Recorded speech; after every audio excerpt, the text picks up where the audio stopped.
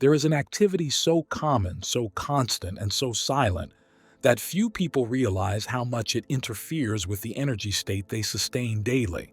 It requires no physical effort, makes no sound, and is not visible. Yet, it consumes a significant portion of vital energy. Thinking too much has become normalized, even romanticized. But thinking, when not observed, becomes a continuous stream that fragments attention, speeds up the internal system, and begins to distort the perception of reality.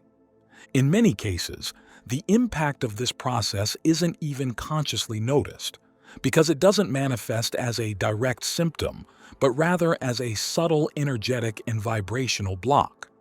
Our energy field doesn't respond only to external actions. It responds above all to the quality of the information circulating internally. And when that information builds up without pause, in other words, when thought becomes noise, it creates a vibrational overload that disrupts the field. This interference may not seem obvious at first glance, but it shows up as mental fatigue, difficulty staying present, and a sense of mismatch between what one seeks and what one experiences. In many spiritual traditions, the mind is described as a tool, useful, necessary, but dangerous when it takes control. Because thought, when not recognized as passing content, becomes identity, and that's when it stops being neutral. And the more identified one is with their own thoughts, the harder it becomes to notice that there's something beyond them. Excessive thinking doesn't just cause confusion. It fragments the field, alters the vibration, and makes it harder to access higher levels of clarity, perception, and magnetism. And the more one tries to solve this by thinking even more, the more the field shuts down. The mind insists on occupying all the space, but it's space that sustains true transformation, not space in time, nor physical space, but inner space. And because of that, there's no pause between one thought and the next. There's no recognition that not every mental content needs to be followed. Understanding how overthinking affects the energy field is an essential step on the path of self-knowledge. Because reorganizing your vibration doesn't depend on controlling the world or even controlling the mind. It depends on realizing how much the mind has been running on autopilot. And when that excess is brought to consciousness, something important begins to shift. Thinking is one of the mind's most basic functions, but most people have never asked themselves what thought actually is. It's through thought that decisions are made, experiences are interpreted, and realities are built. On the surface, it seems like just a sequence of ideas, images, words, evaluations, memories, or projections. But when you observe more closely, it becomes clear that thinking doesn't happen by direct choice. It happens by pattern. They are not created, they are repeated. They come from records, from memories, from old interpretations. And what's most surprising is that this repetition happens all the time. The mind has been trained to function like a constant surveillance system. It analyzes, compares, judges, and predicts.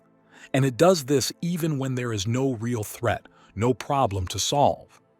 The activity continues, out of habit, conditioning, or impulse. This automatic movement of the mind creates an internal environment where thought is no longer a tool, but an uninterrupted flow of noise. And the more continuous this noise becomes, the more it starts to be confused with perception itself. Many times it's impossible to distinguish thought from reality. What's actually perceived is a mental interpretation, an image distorted by what has already been lived, what is feared, or what is expected. And that's where energetic interference begins, because this noise, far from being harmless, emits a constant vibration that begins to affect the surrounding energy field. All mental activity has a frequency, and that frequency influences how energy flows through the body, the field, and our interaction with the world. Fast thoughts create unstable fields, Repetitive thoughts generate dense fields, and negative thoughts fragment the structure of the field. The more intense the mental activity, the less space there is for perception, intuition, and higher states of presence. And even seemingly neutral thoughts like daily tasks, routine concerns, or simple reflections, when repeated excessively, create a vibrational information overload that prevents the field from staying in harmony. Clearly, it's not about eliminating thought or judging it. It's about understanding the role it's playing. Because when thought is no longer used consciously, it begins to use the person carrying it. And the mind, in that state, doesn't observe, it just reacts. It anticipates, responds, retrieves old data, and projects it onto the now. And this pattern is so old, so familiar, that it's rarely questioned. But just because it's familiar doesn't mean it's natural. And just because it feels inevitable doesn't mean it has to continue. Mental repetition is not a reflection of the present, but of the past. And that's exactly why overthinking doesn't just delay personal growth. It disconnects you from the real experience. Because when the mind is too busy interpreting what's happening, it can't actually be present in what's happening. And as a result, the vibrational field doesn't align with the now. It resonates with fragments of what has already been lived, and that makes it unstable, reactive, and blocked. It's impossible to access inner clarity when the inner space is saturated with noise. And that's why the first step to restoring energy isn't thinking differently. It's noticing how much you're thinking without realizing it. When that becomes visible, the process of reorganization begins. The energy field comes before words, before thoughts, and even before action. It is dynamic and directly influences how we feel, how we perceive the environment around us, and how events seem to unfold in our lives. In most spiritual traditions, this field is seen as a vibrational extension of consciousness. And although it cannot be measured with common instruments, it can be directly perceived by those who develop sensitivity. The energy field carries information, and that information doesn't come only from the physical body, but also from the mind, the emotions, and mainly from the quality of the inner states that are repeated over time. Each person emits a frequency. This frequency is not fixed. It changes, adjusts, intensifies, or weakens depending on what is happening internally. And this is exactly where thought begins to play a decisive role. The field does not respond only to what is lived. It responds mainly to what is maintained inside the mind, what is frequently thought, what is internally replayed, what is not released. Recurring thoughts act like small signal transmitters. So the more the same mental content is repeated, the more that content becomes solidified as an energetic pattern. And the more solid that pattern becomes, the more it shapes the experiences that manifest. That's why certain situations repeat. That's why, even after changing environments or routines, some sensations keep coming back. Because the field is not fueled only by what we do, but by what we sustain internally with the most consistency. And thoughts, especially the unconscious, repetitive, and reactive ones, carry more vibrational weight than we realize. Constant thinking acts as a kind of subtle blockage. It interferes with the flow of the field, creates noise in the more sensitive perceptions, and begins to attract experiences that resonate with the vibration it emits.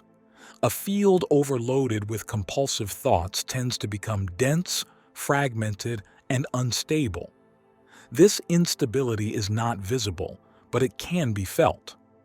It shows up as irritation without an apparent cause, lack of focus, confusing sensations, or a kind of disconnection between what is desired and what is lived. In more harmonious states, the field flows. There is a sense of lightness, clarity, and coherence between intention and reality. But when there is excess thought, this flow is replaced by resistance, as if something is always blocking the experience. The quality of the energy we emit directly impacts the types of situations, people, and paths we come into contact with. And this quality is deeply linked to how we deal with our own thoughts. Fast, disorganized, or tension-filled thoughts create interference, not only internally, but also externally. The energy becomes reactive and the field loses coherence. And with that, it also loses the ability to attract aligned experiences. Basically, what vibrates manifests. And if what vibrates comes from the mind, then the way you think becomes one of the most active forces in the process of manifesting your own reality. One of the main causes of overthinking doesn't lie in the content of the mind, but in identification with it. The problem isn't having thoughts. It's believing those thoughts are who you are. This is the root of internal overload, because the mind doesn't just think. It gets confused with what it thinks. Most people have never realized that there is a difference between what we think and what we are. When a thought appears, it's automatically assumed to be true, necessary, part of a fixed identity. And from there, a cycle is formed. The thought generates an emotion, the emotion reinforces the thought, and the energy field responds to that pattern as if it were reality. But thought is not identity. It's just content that passes, repeats, and changes. The consciousness that observes the thoughts, on the other hand, is stable, and it's precisely this capacity to observe that breaks the cycle of identification. Without this space of observation, the mind takes control of the experience. If a thought of insecurity arises, it's not just seen, it's lived as if it were true. If a doubt appears, it's not questioned, just felt as a warning, and this becomes the dominant field. After all, vibration responds to content, not to objective reality. This identification is subtle but powerful. It builds a layer where everything that passes through the mind is absorbed as part of the self. And with that, the energy field begins to vibrate reactively, not based on consciousness, but based on the mental narrative being replayed in that moment. How many of your thoughts do you believe actually arise from the present moment? And how many are just reflections of what's already been lived or what you fear might happen? The energy field doesn't distinguish between what is present and what is memory. It responds to what is active. And if what's active are automatic, conditioned, and unconscious thoughts, then that's the vibration that becomes dominant, even if the external environment doesn't justify it. That's why presence is so important to break the cycle. It's necessary to recognize that thoughts exist, but so does someone who observes them. That someone doesn't need to react. They simply perceive. And it's this perception that begins to dissolve the rigid structure of thought as identity. When consciousness takes the position of observer, the mind loses power. The thoughts don't disappear, but they become lighter, less urgent, less true. When thoughts aren't observed, expressed, or understood, they remain active, not in the conscious field, but in the energy field. Thought doesn't end when it arises, it leaves a mark. And when repeated frequently, that mark becomes a pattern. That pattern, in turn, begins to operate automatically, influencing the vibrational state even when the content is no longer consciously present. This is how mental accumulation forms. Recurring thoughts, fueled by unconscious interpretations and past experiences, become fixed as subtle vibrational structures, and these structures stay active until they are seen. Many times, what feels like emotional weight, resistance, or inner instability is the direct effect of old thoughts still alive in the energy field. And most of the time, these thoughts weren't even created intentionally. Many of them are inherited, absorbed, or even copied.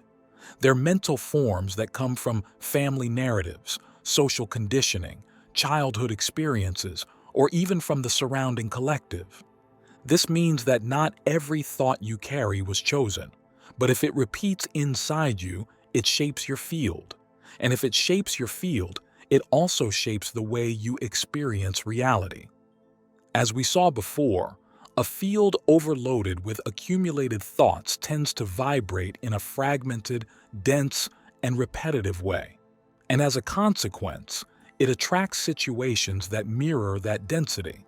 That's why it's common to feel stuck in the same cycles, even after trying to change behaviors or environments. The mind tries to solve these patterns with more thought, seeking explanations, justifications, strategies. But mental accumulation doesn't dissolve through cognitive effort. It dissolves through consciousness. When a thought is observed clearly and without judgment, it loses strength. And when it loses strength, it starts to release from the field. It's the lack of involvement that undoes the fixation. That's why the practice is not to eliminate thoughts. It's to interrupt the impulse to get lost in them. Because the more a mental narrative is fed, the more it becomes fixed energetically. What's in the field only loses strength when it's no longer being fueled. And the first step for that to happen is to notice what is being sustained and how much of it has been carried out of habit, repetition, or simply because it was never questioned. So, to reorganize the field, it's necessary to recognize what is taking up space. And to recognize it, you have to observe, because only what you're willing to see becomes visible. One of the biggest misconceptions on the path of internal reorganization is believing that the goal is to stop thinking. This idea in itself already creates tension, because the more someone tries not to think, the more they become trapped in the effort to control what happens inside the mind. And control, in this case, doesn't lead to freedom. It leads to conflict. Thought does not need to be forcibly stopped. It simply needs to stop being the center of the experience. When we talk about silencing the mind, we're not talking about making the mind disappear. What we seek is not total absence of thought, but the creation of a space where thoughts can arise without taking over. It's an internal shift, moving from the place of one who is entangled in the mind's content to the place of one who observes that content without getting lost in it. So the point here is not to stop the movement, but to change the relationship with it. When that relationship changes, the inner experience transforms. Thought still exists, but it no longer fills the whole space. It doesn't define the moment. It just passes, like any other phenomenon. Inner silence manifests when there is a radical change in the way thought is experienced. What quiets the mind is not the attempt to suppress mental content, but the ability to recognize thought as a temporary phenomenon. When that recognition stabilizes, thought no longer creates inner friction, and the energy field stops responding as if every mental content were a threat or an immediate call to action. In this state, emotional involvement with thoughts begins to dissolve. The mind continues to function, but it no longer demands constant attention. The noise loses urgency, and the impulse to react weakens. And in this space of non-involvement, the ability to simply perceive arises. And perceiving without reacting is what, energetically, sets you free. This kind of silence happens naturally when there is enough awareness to interrupt the cycle of identification. Because what sustains the noise is the habit of following every thought as if it had absolute value. And what dissolves it is clear, direct, and unresisting observation. This inner release is not just psychological. It's a shift in frequency. The energy field responds immediately when the system stops operating in reactive mode. Energy starts flowing again. Areas of tension begin to release. The nervous system slows down. And consciousness, freed from excess noise, can finally occupy the space that was being monopolized by the mind. It's in this space, occupied by consciousness, where there is no conflict, excess, or resistance, that the state many know as flow emerges. Flow is what happens when there is no friction between who you are, what you're doing, and the present moment. It's when internal movement and external movement fall into sync, without conscious effort, without constant analysis, without mental interruption. It's a natural fusion between action and perception, where everything flows with lightness and direction. Contrary to what many believe, the state of flow doesn't depend on a specific activity. It's not limited to art, sports, or creation. It can emerge in any situation where the mind stops interfering and consciousness takes the lead. What all these experiences have in common is the release of mental control. After all, flow doesn't come from control. It comes from conscious surrender to what is happening, without the fragmentation produced by excessive thinking. Energetically, this state is highly coherent, causing the vibrational field to reorganize naturally, without effort. Energy flows more freely. There's more vitality, more clarity, and an expanded perception of reality. What once felt heavy or stuck starts to move. Intuition becomes more accessible. Synchronicity becomes more frequent. And the experience of being becomes lighter, not because thoughts have completely ceased, but because they no longer take up all the inner space. In the state of flow, the mind keeps working, but not as noise. It works as support. Thoughts arise, but they don't interrupt. Decisions are made, but they don't require effort. The body responds intelligently. Time seems to slow down, and the feeling is of being exactly where you're supposed to be, without needing to justify or question it.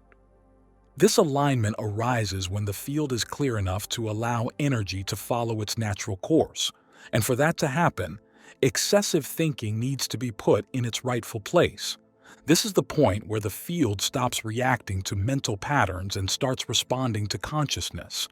And it's in this more coherent state that it becomes possible to access higher levels of perception and clarity. But to sustain this vibration consistently, it takes more than occasional moments of presence. It takes a commitment to your own frequency. What sustains this new frequency is not the environment, nor the result of something achieved in the future. It grows stronger through the way each moment is inhabited. And the foundation for this is always the same: the way you respond to your own mental movement. To observe is not to think about the thought. It's not to reason about the mind or build explanations around it. To observe is a direct, neutral, and present act. It involves seeing the thought arise and, instead of following it or resisting it, allowing it to exist without turning it into action, reaction, or identification. This kind of observation creates a real internal space that can be felt. A subtle relief, as if something inside gently expands. Consciousness, when not absorbed by thoughts, begins to act as a kind of vibrational stabilizer. It's as if the field, once reactive, can finally enter coherence, not through force, but through the absence of conflict. Creating this space requires intention and continuity. It's a daily practice, silent, often imperceptible externally, but extremely powerful in its internal effects. Each moment of conscious observation reduces the power of automatic mental patterns. And as this practice becomes consistent, the nervous system responds, the body relaxes, perception expands, and the field begins to reflect a different frequency. For this, it's not necessary to abandon daily life or adopt complex rituals. What's essential isn't in the practice itself, but in the quality of attention. Meditating for a few minutes, walking with total presence, breathing consciously while observing thoughts. All of these are ways to cultivate this inner state. But no technique is more powerful than the simple act of pausing, observing, and choosing. Because there is always a choice. The choice to stay inside the mental flow or to reposition yourself as the observer. The choice to feed a thought or let it pass. The choice to react as usual or to notice the impulse before it becomes action. These small choices, repeated with awareness, shift the base frequency of experience. They don't just change what you feel, they change what you emit. and the energy field begins to adapt to this new information. What was once automatic becomes optional. What was unquestionable starts to be seen with more clarity, and the clearer the perception, the lighter the field becomes. Presence stops being an effort and starts becoming a natural state. And it is precisely in this more spacious and coherent state that a frequency emerges, different from the one sustained by old mental patterns. The coherence we speak of here is not just an energetic concept. It's a noticeable quality in the way life flows. Situations begin to align more easily. Communication becomes clearer. Decisions require less effort. There's a kind of order that sets in, precisely because the internal frequency is no longer in conflict. This new state is not based on eliminating thoughts, but on dissolving the struggle against them. And when the struggle ends, the energy that was once used to control, resist, or suppress becomes available again. That energetic release in itself is enough to change a person's vibration. The body feels lighter, breathing adjusts naturally, intuition becomes sharper, and the field starts working as it should, receptive, stable, connected. It's common that, at this stage, spontaneous insights arise, not as answers that were searched for, but as natural perceptions that emerge from silence. This happens because the space created by observation allows other layers of consciousness to express themselves, layers that were hidden beneath the mental noise and now find a field ready to reveal them. This new frequency doesn't need to be forced. It arises as a reflection of the quality of presence that sets in when the mind no longer dictates the rhythm of experience. The need for control gives way to trust. The anxiety for the future dissolves in the clarity of now. And with this internal stability, external reality tends to respond differently. Not because the world has changed, but because the vibration you interact with it has. The most important thing is to understand that this new frequency doesn't depend on a specific emotional state. You don't have to feel positive all the time. What sustains vibrational coherence is clarity, the ability to notice internal movements without getting lost in them. When there's clarity, even challenging emotions don't disrupt the field. They pass. They're recognized, processed, and released. And that's the process that allows energy to keep flowing without crystallizing into reactive patterns. The field, when free from the struggle with the mind, becomes a purer reflection of consciousness. It stops echoing old patterns and starts expressing something more aligned with the intelligence of the present. And when that vibration stabilizes, the experience of reality changes, not as a mystical event, but as the direct consequence of a deep internal reorganization. It's from this more stable vibrational foundation that it becomes possible to live with more clarity, more flow, and more integrity. But this stability doesn't sustain itself alone. It needs care, attention, and a specific kind of responsibility.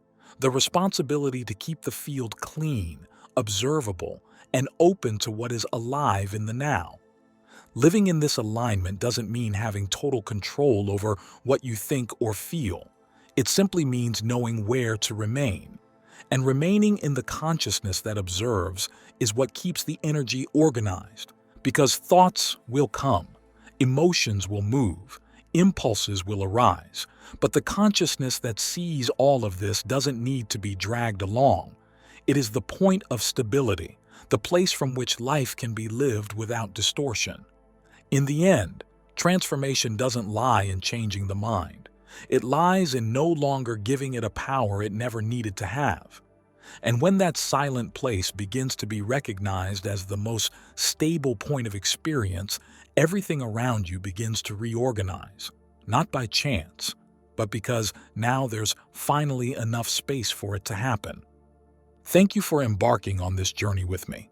If this video resonated with you, I invite you to like and subscribe to our channel. Share this video with others so they can benefit from this message.